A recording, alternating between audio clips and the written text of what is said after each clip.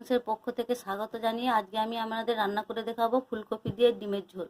আজকে আমি আপনাদের রান্না করে দেখাবো ফুলকপি দিয়ে ডিমের ঝোল। তার জন্য ডিমটা আগে থেকে সেদ্ধ করে নিয়ে ঠান্ডা জলে ঝাঁকিয়ে রেখেছি, আর সবজিগুলো সব কেটে ধুয়ে নিয়েছি।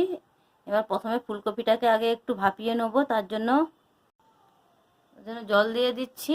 ফুলকপিটা ভাপাবো একটু হলুদ নুন দিয়ে। এবার কড়াইতে জল দিয়েছিলাম, কপিটা এবার দিয়ে দেবো সিদ্ধ করার জন্য। লবণ দিয়ে দেবো পরিমাণ মতো, হলুদ দিয়ে দেবো পরিমাণ মতো। এরকম ভাবে কিছুক্ষণ ভাপিয়ে নেবো, সেদ্ধ বেশি করব না, জাস্ট ভাপিয়ে নেব।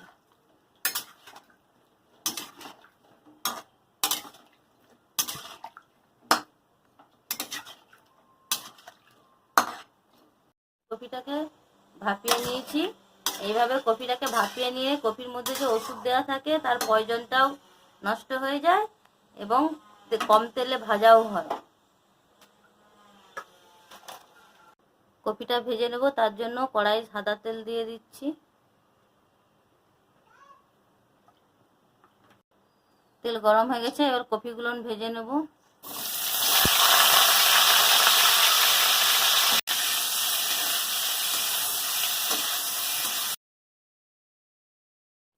এবার নামিয়ে নেব। এবার আলুটা ভেজে নেব, তার জন্য কড়াইয়ে একটু তেল আছে, তাতে আর একটু তেল দিয়ে দিচ্ছি আলুটা ভাজার জন্য। এবার আলুটা দিয়ে দিচ্ছি।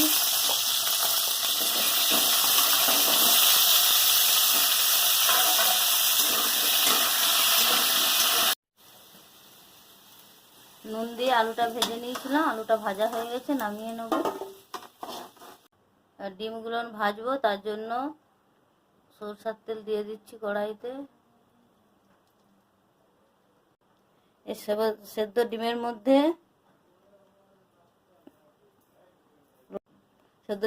লবণ,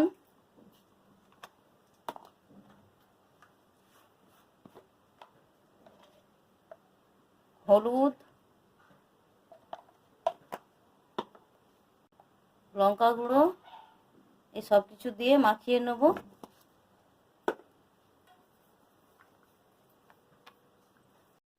ডিম ভাজার জন্য কড়াই যে তেল দিয়েছিলাম গরম হয়ে গেছে। এবার এই মাখিয়ে রাখা ডিমগুলো ভেজে নেব।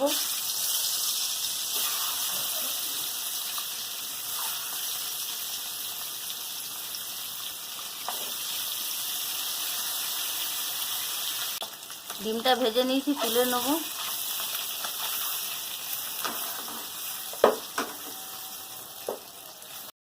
যে ফুলকপি দিয়ে ডিমের ঝোল রান্না করব, তার জন্য সব ফুলকপি আলু টালু ভেজে নিয়েছি। এবার যে রান্নাটা করব, মশলাটা কষবো, তার জন্য তেল দেবো পরিমাণ মতো, সরষের তেল।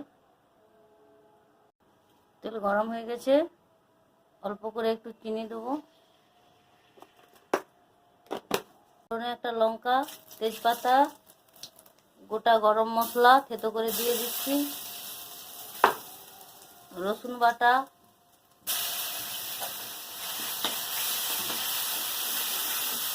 কেটে রাখা পরিমাণ মতো পেঁয়াজ,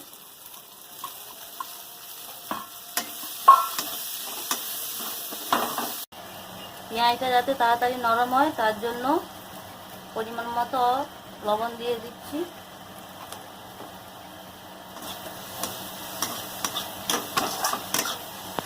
নরম হয়ে গেছে, এবার আদা বাটা দিয়ে দেবো পরিমাণ মতো।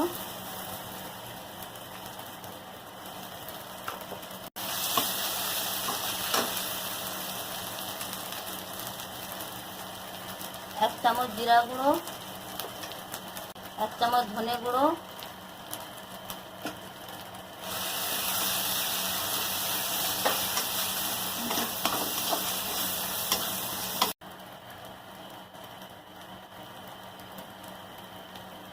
পরিমাণ মতো লঙ্কা গুঁড়ো। আপনারা যে যেমন ঝাল খাবেন সেইভাবে দিবেন। পরিমাণ মতো হলুদ গুঁড়ো, কেটে রাখা টমেটো দুটো, বেটে রাখা মশলার জল, দিয়ে ভালো করে মশলাটা কষিয়ে নেব। মশলাটা ভালো করে কষিয়ে নিয়েছি, দেখতে পাচ্ছেন কালারটা কেমন হয়েছে।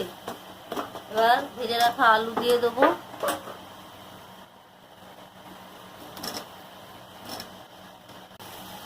আলুটা দিয়ে কিছুক্ষণ কষিয়ে নিয়েছি। এবার ভেজে রাখা ফুলকপিগুলো দিয়ে কষাবো।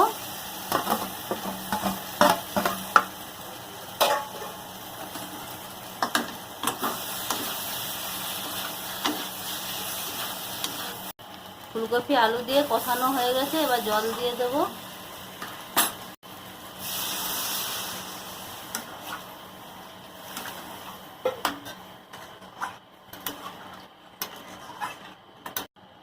জল দিয়েছি, সেই জন্য পরিমাণ মতো লবণ দিতে হবে, দিচ্ছি।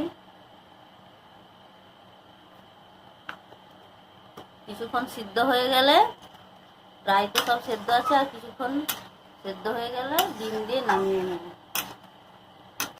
ফুলকপি আলু ডিম দিয়ে যে ঝোলটা করছিলাম সেটা প্রায় হয়ে গেছে, দেখতে পাচ্ছেন আলুটা সেদ্ধ হয়ে গেছে। এবার এবার ভেজে রাখা ডিমগুলো দিয়ে দেবো এর মধ্যে, ঝোলের মধ্যে।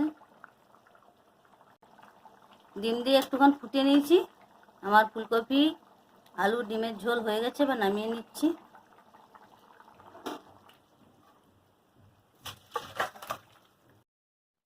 এখানে আমি আমার ফুলকপির ডিম দিয়ে ঝোল রান্নাটা শেষ করলাম। আপনাদের যদি ভালো লেগে থাকে লাইক, কমেন্ট, সাবস্ক্রাইব করবেন, তাহলে আমি আরও নিত্য নতুন রেসিপি নিয়ে আপনাদের কাছে হাজির।